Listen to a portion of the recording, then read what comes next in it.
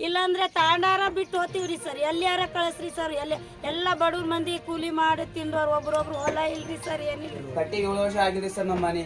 ಹಿಂಗಂದ್ರೆ sir ಗಣಿ blasting ಮಾಡತ್ತರಿ sir, ಇದು ಮಾಡತ್ತದ್ರಿ. ನಾವು ಗಡಿ ಹಿಂಗೆ ತೆಗ್ದಂದ್ರೆ ಹ್ಯಾಂಗೆ ನಾವು ಹ್ಯಾಂಗೆ ಬದುಕಬೇಕ್ರಿ? ऐसा घर फूट गया तो हम क्या करना? इतना पैसे डालकर 6-7 लाख रुपए डाले, ऐसा घर गया तो हम बच्चे लोग कैसा जीना, हम कैसा जीना? ಎಲೆಕ್ಷನ್ ಇದ್ಮೇಲೆ ನಾವು ಮಾಡ್ತಿ ಅಂತ ಕಾಸಿ ಬರ್ತಾರ ಮುಂದೆ. ಹಿಂದನ್ ಸರಿ ಯಾರು ಮಾತಾಡಲ್ರಿ. ಗಣಿಗಾರಿಕೆಯಿಂದ ಮನೆಗಳಿಗೆ ಬಿರುಕು, ವಿಪರೀತ ಧೂಳು, ತಾಂಡಾ ಜನರ ನರಕಯಾತನೆ.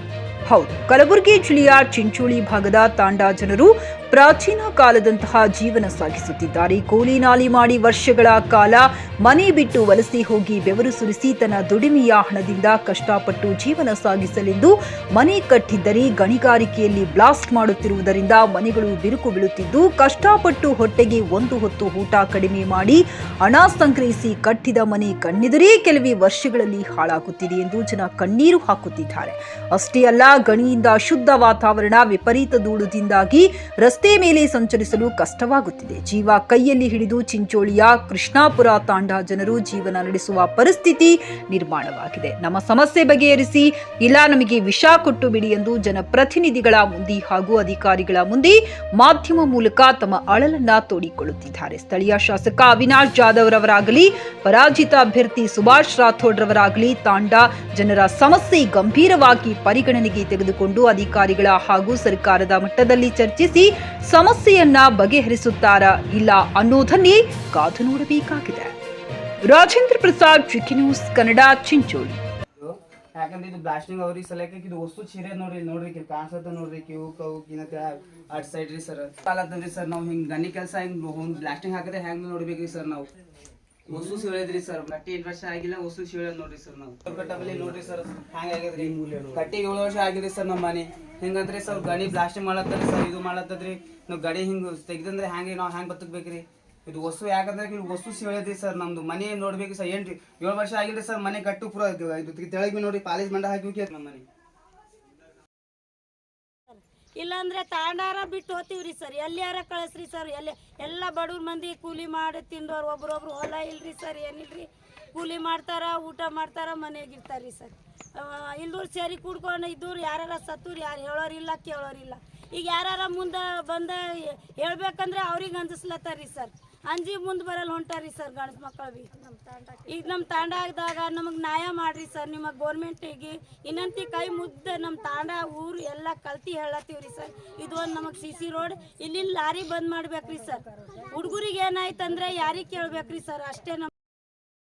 हम 3 वर्ष हो गए सर, ये ऐसा पैसे डालकर 6-7 लाख रुपए डाले, हमारे खेत नहीं है, मजदूरी कर कर गिरे, हमारे 4 बेटा है, क्या तो भी करने का नहीं है। ऐसा घर फूट गया तो हम क्या करना? इतना पैसे डालकर 6-7 लाख रुपए डाले, ऐसा घर गया तो हम बच्चे लोग कैसा जीना, हम कैसा जीना? वो तो वैसा फूटे, हम कैसा करना? हम गरीब लोग कैसा जीना? क्या हमारा खेत नहीं, क्या भी नहीं होता। यहाँ पढ़ना वहाँ पढ़ना ऐसा हो रहा है महाराज, क्या करूँ? हाथी से नहीं होता, कैसा जीऊँ, कैसा करूँ मैं? ऐसा हो रहा है। देखो बात, मेरा पाँव पड़ती हूँ मैं।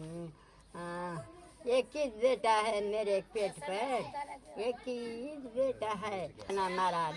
ये गनी में जाको कहाँ गिर गए, हम गिर गए तो मेरे को लोग क्या कर दो, गनी वाले पैसे भनते हो, मोटा कर दो, जला दो बोलते हैं।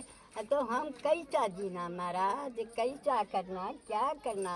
तमीज बोलो महाराज। हम गनी क्या पर मेरा बेटा उन ऐसा डाल दे रहे, हम जाना कैसा? जाली डाल रहे, ऐसा जाने बुढ़े आदमी अंधे लोग अंदर गिर कर गए तो क्या करना? छोटे छोटे बच्चे है, अच्छा है बुरा है, कैसा करना? इतनी गांड के नजीक खोदे तो कैसा गनी निकाले तो उधर भी ऐसा हो रहा है, इधर भी ऐसा, किधर जाना ये लोग का? हम कैसा जाना? मैं गांड घसले से जाती हूँ तो बाथरूम नहीं क्या नहीं।